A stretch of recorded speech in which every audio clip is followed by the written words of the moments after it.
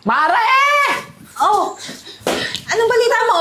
Mare, may good news ako sa iyo. Tsaka may magandang balita. Ano nga yan? May alam akong agency. Agency na mabilis makapagpaalis abroad. Talaga ba? Oo, tsaka, Mare, eto, di ba gusto mong umasenso, umangat sa buhay? Eto na yung chance mo. Naku, i-grab mo na to, Mare. Naku, sinasabi ko sa'yo. Ay, gustong-gusto ko yan, Mari. Kaso nga lang, matatanggap ba ako doon? Wala naman akong tinapos. Ay, naku, Mare. Eto na nga. Ang ganda kasi nun. Kasi yung kakilala ko, yung kapitbahay ko, nakaalis na ibang bansa na wala man lang kahirap-hirap. Talaga ba? Kaya, sigurado ako na secure ka na dyan. Na makakaalis ka na dyan. Dyan ka na agency lumapit. Nako, panigurado. Ito na yung chance mo. Kaya, ako sa'yo, i-grab mo na yan. Oo naman. Tsaka, pangarap ko talaga na, alam mo na yung makapag-ibang bansa, umasenso sa buhay. Tapos, yung mga pangarap ko, maabot ko. Mare, mauna na muna ako ha, kasi may pupuntahan pa ako. Yun lang naman yung pinalita ko sa isa ngayon. So, paano Mare, mauna na ako ha, pare? Sige, usap na lang tayo ha.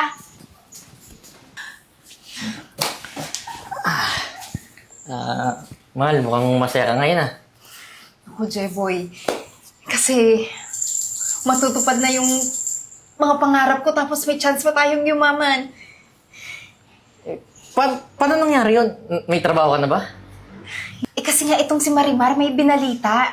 Merong agency ngayon na mabilis makapagpalipad ng mga nangangailangan ng trabaho abroad. Teka lang, Aiden. Anong ibig sabihin dito? Iiwan mo ako? Mas pipiliin mo pa yung mag-abroad kaysa kasama ako? Jeboy! Chance na to! Hindi ka ba nag-iisip? Gusto mo na lang ba ma-stuck sa buhay na ganito? Mahirap? Minsan nga hindi tayo nakakakain ng 3 beses sa isang araw eh. Aiden, at least nakakasurvive tayo nang magkasama tayong dalawa, di ba? Na masaya tayo. Ayan tayo, Jeboy. Gusto mo, lagi tayo magkasama. Masaya ka na doon, kontento ka na doon. Ako, hindi ako kontento. Sawa na ako sa buhay na ganito. Yung mga gusto ko, yung mga pangangailangan ko, at gusto kong gawin, hindi ko magawa. Ikaw, kaya mo ba yung gawin? Kaya mo bang ibigay lahat ng pangangailangan ko? Kaya nga ako nagsusumikap, di ba? Para maibigay lahat ng gusto mo. Hanggang kailan, Jeboy? Hanggang kailan ako magtitaya? Sa matagal mo na yung sinasabi hanggang ngayon, ganito pa rin yung buhay natin, oh. Mag-isip ka.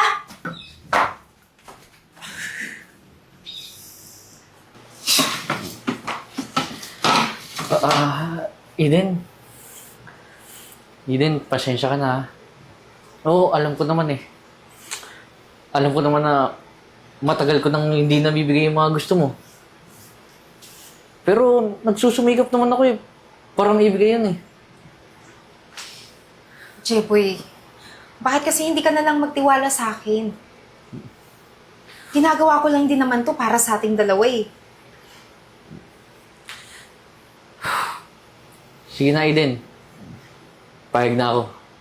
Kahit labag sa loob ko. Huwag ka lang may stress. Basta, pag-isipan mo na mabuti yung gagawin mo, ha? Salamat, Jeboy, ah. Sige, Eden. Doon ka na sa loob. Maghahanda lang ako ng makakain natin. Sige.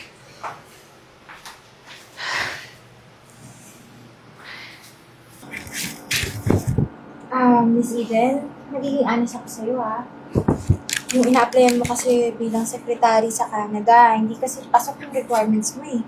Una-una, wala kang tinapos. Pangalawa, wala kang experience. Medyo may pick kasi sila pagdating sa mga immigrants. Kung gusto mo, meron ka namang pwedeng kasuhan doon, kaya lang, janitress or mushroom picker. Okay lang sa'yo yun?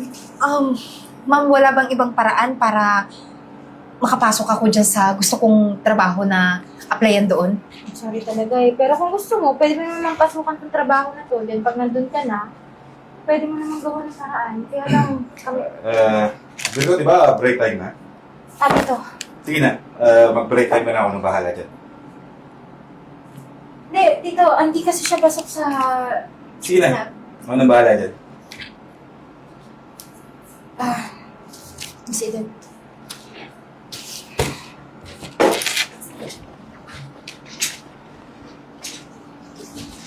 So, Miss Eden, right? Yes po. Pwede ko ba makita yung requirements mo? Eh, sir, hindi naman po ako qualified eh. Believe me.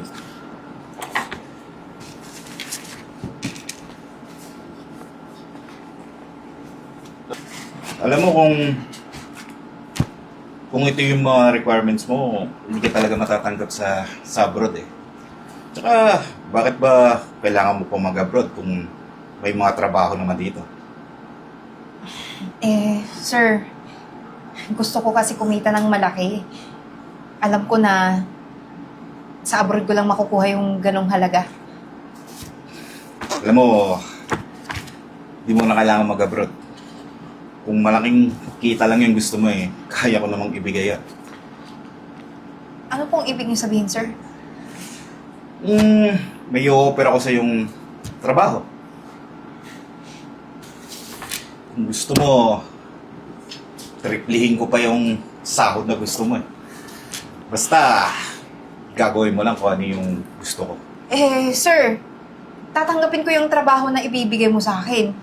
Basta, sigurado ka na malaki yung ibabayad mo sa akin.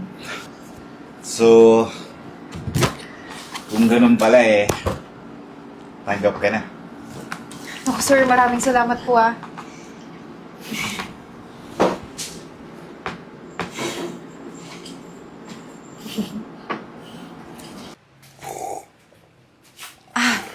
Jeboy, lahat ng mga groceries nandun na. Ikaw na bahala magluto ha. Kasi kailangan ko nang umalis dahil baka malate ako sa work. Hinihintay ko lang saglit tong service ko. Papasok ka ba talaga? Bakit mo tinatanong? Sinabi ko nga, di ba? Ang dami mong pera! Ang dami mo pa bagong mamahaling damit! 2 buwan ka pa lang sa trabaho mo, di ba? Eden, magsabi ka nga sa akin ng totoo. Ano bang ginagawa mo?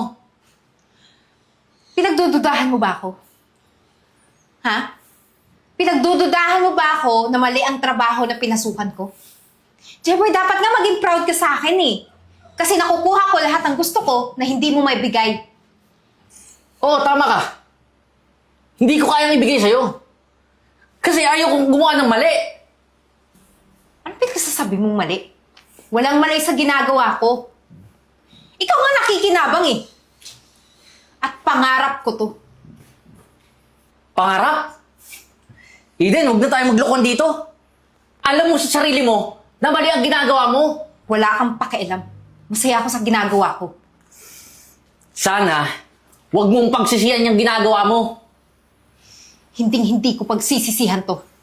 Kasi, pangarap ko to.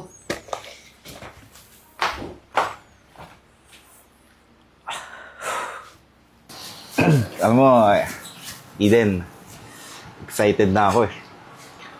Excited ako dun sa mga gagawin pa natin. Yung pala, may regalo ako sa'yo.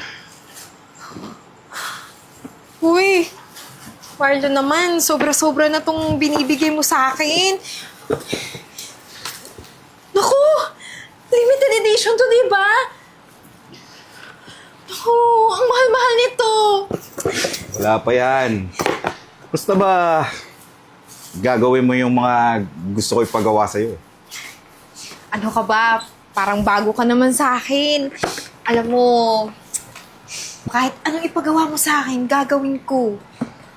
Para maging masaya ka lang. At saka, syempre, para kumita din ako. Yan ang gusto ko sa'yo eh. Alam mo, hindi lang yan yung makukuha mo kapag sinunod mo ako.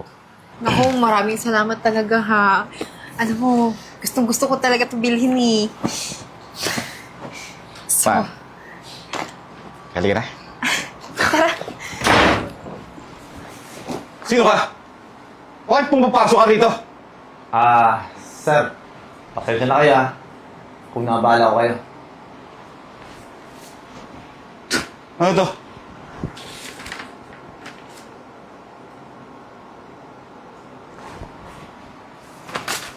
Warrant?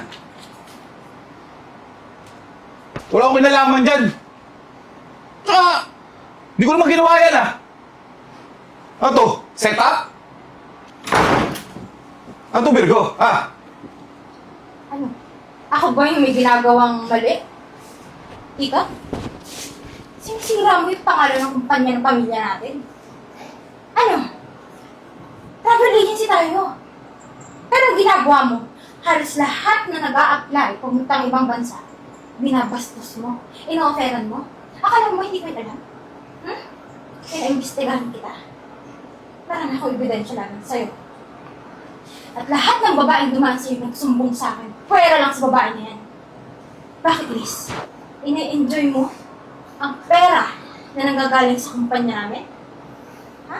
O baka naman ine-enjoy mo yung ginagawa nyo ng tito ko?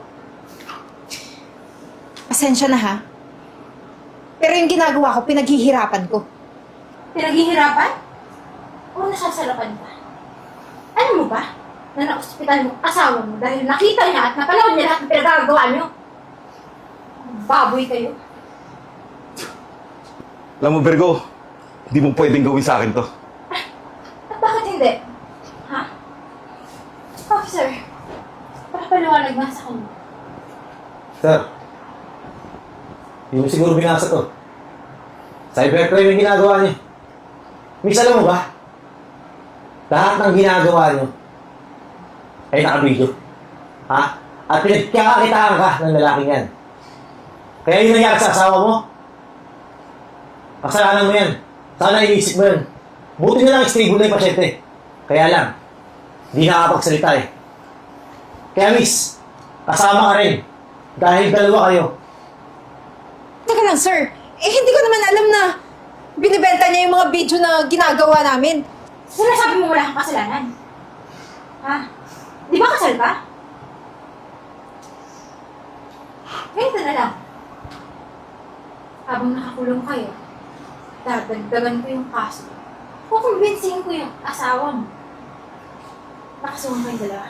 Total, hindi mo na mababalik lahat ng perang binigay sa'yo na tito. Halos malugi yung kumpanya ko na dahil sa inyo. Lalo na sa'yo. Ma'am, huwag po kayo maglala. Kasi, yung bank account niya, ay mas maraming pera na pumapasok dahil sa mga pinagagawa nilang dalawa. Kaya, makukuha niyo rin yan. Ma'am, sir, mabuti pa sumama na kayo sa akin. Nag-aantay na rin yung mga kasama ko sa labas. Hindi pa tayo tapos, Virgo. Di pa talaga.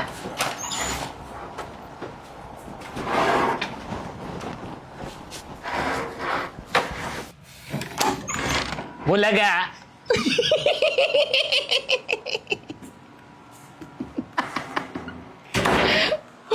Akala no, wala ako no. Akala niyo hindi ako lalabas no.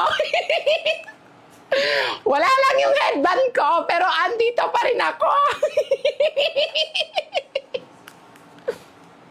At ngayon, isa na namang kwento ang ating natungayan sa araw na ito.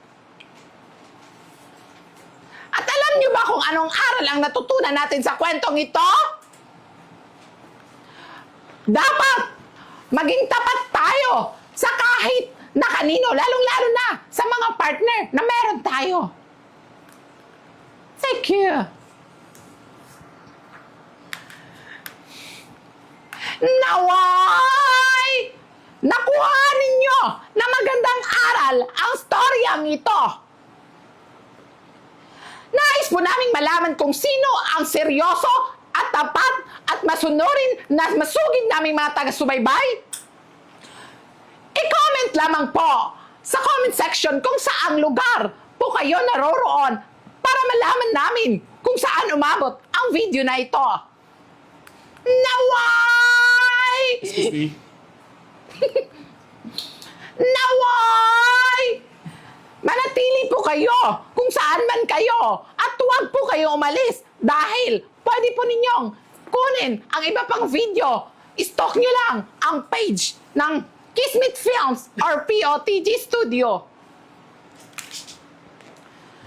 Kami po ay tuos pusong nagpapasalamat sa mga sugid naming mga taga-subaybay. Maraming salamat po sa inyong lahat. Hanggang dito na lamang po. Naway! Naway! Naway! At yun na nga, para po sa kaalaman ng lahat, ang video po na to ay kinakailangan po na i-share sa kahit na sino, lalong-lalo na sa nakarelate sa kwento. Maraming salamat sa inyong lahat! Naway!